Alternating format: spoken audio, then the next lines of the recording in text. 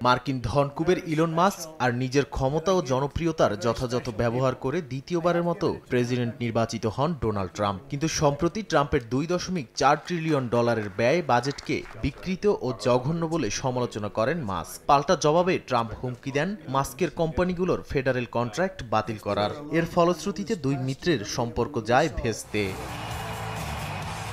ট্রাম্পের বিরুদ্ধে অ্যাপস্টেইনের সঙ্গে সংশ্লিষ্টতার অভিযোগ তোলেন মাস্ক, এমনকি দাবি করেন ট্রাম্পের অভিশংসনেরও। এরই মধ্যে মাস্ক এক্সে এক জরিপ চালান, যেখানে 80% মানুষ নতুন রাজনৈতিক দলের পক্ষে মত দেন। এরপর মাস্ক ঘোষণা দেন, জনগণ তাদের সিদ্ধান্ত জানিয়ে দিয়েছে, গঠন করা হবে নতুন রাজনৈতিক দল, আর দলটির প্রস্তাবিত নাম আমেরিকা পার্টি।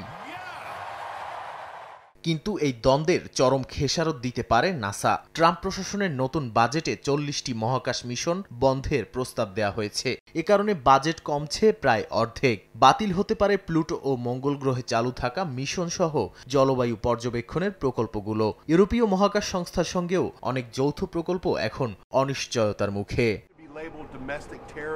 ট্রাম্প মাস্ক সংঘাতে কাঁপছে শেয়ার বাজারও। টেসলার দরপতন 14%, ট্রাম্প মিডিয়ার 8% নেমেছিল।